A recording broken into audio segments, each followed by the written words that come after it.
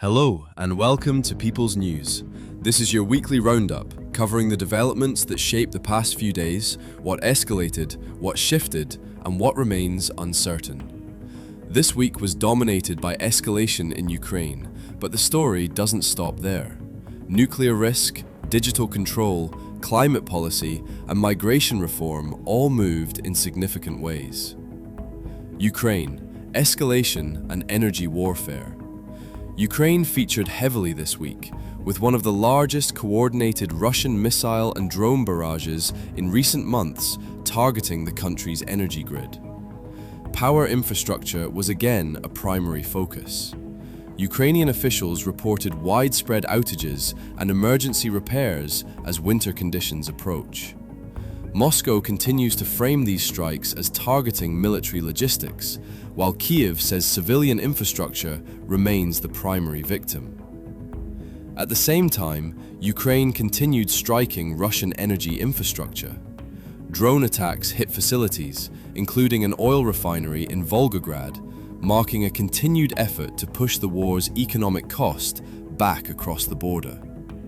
There were also reports of a Russian strike on Bohodukhiv in eastern Ukraine, further underlining the sustained intensity of the conflict. Another development with strategic implications involved satellite connectivity. Reports emerged that Starlink terminals previously used by Russian forces were deactivated, highlighting the increasingly technological dimension of the war, where communications infrastructure can shape battlefield capability.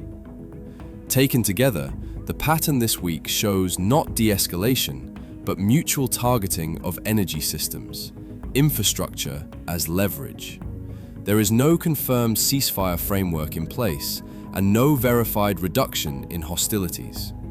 What to watch next is whether energy targeting intensifies as winter deepens, and whether international actors attempt to revive serious negotiation channels. Nuclear risk and strategic signaling. Beyond Ukraine, nuclear diplomacy, or the absence of it, also moved into focus. The question of what replaces the New START treaty remains unresolved. With the arms control framework between the United States and Russia effectively expired, there is currently no active inspection regime limiting deployed strategic nuclear weapons. Both governments have signaled they intend to act responsibly, but there is no replacement treaty, no interim agreement, and no formal negotiation timetable. At the same time, the United States signed a civil nuclear cooperation agreement with Armenia, a move framed as peaceful energy collaboration, but one that also carries strategic weight in a region where Russian influence has historically been strong. Meanwhile, a senior Iranian security official visited Oman following recent indirect US-Iran talks. Oman has frequently acted as a quiet diplomatic intermediary in regional negotiations. And in Washington, a meeting between Donald Trump and Benjamin Netanyahu brought Iran and Gaza back into the center of political discussion, reinforcing how nuclear risk and regional conflict remain intertwined in global strategy. Individually, these developments are diplomatic signals. Collectively, they suggest a period of nuclear uncertainty, where treaties weaken, regional alignments shift, and dialogue exists without binding outcomes. Europe, migration and governance shifts. In Europe, policy moved on migration. The European Union approved tougher asylum and deportation rules, aimed at accelerating returns and tightening border procedures.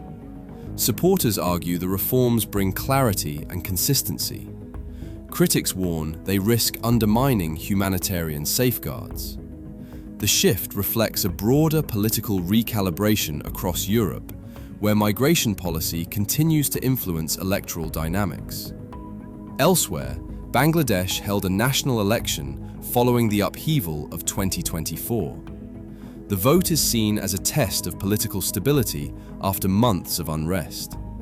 And in Guinea, heavy gunfire near a central prison briefly raised fears of renewed instability, though information remains limited. Together, these events reflect ongoing governance pressures, from Europe to South Asia to West Africa. Energy, climate, and carbon policy. Energy policy also shifted this week, particularly in Europe. The UK outlined plans for expanded community energy under its local power plan, while regulators in both the UK and France paused approval of a new 1 gigawatt electricity interconnector, citing review considerations. The UK also published draft rules for its Carbon Border Adjustment Mechanism, known as CBAM, designed to prevent carbon leakage by applying pricing mechanisms to certain imports. Meanwhile, EU leaders signalled possible adjustments to the emissions trading system, and consultations began on the post-2030 climate framework. Carbon prices in Europe dipped amid signals of potential policy recalibration. These developments suggest Europe is not abandoning climate ambition, but is reassessing how fast and how strictly carbon markets should operate amid economic pressure. AI, infrastructure, and digital control. Finally, artificial intelligence and digital infrastructure emerged as policy battlegrounds. In the United States, draft proposals around an AI data center compact raised questions about how rapidly expanding AI infrastructure will be powered and regulated. In New York, a bill proposing a 3-year moratorium on large data centers highlighted growing concern about electricity demand and grid strain. In Russia, authorities moved toward blocking WhatsApp while promoting a state-backed national messaging alternative, reinforcing a broader push for digital sovereignty and domestic control over communications platforms. Across multiple stories this week, one thread reappeared. Technology is no longer separate from geopolitics, it is embedded within it. AI systems require power. Power grids are strategic targets. Communications networks shape warfare and governance. Closing, this week was not defined by breakthroughs. It was defined by pressure.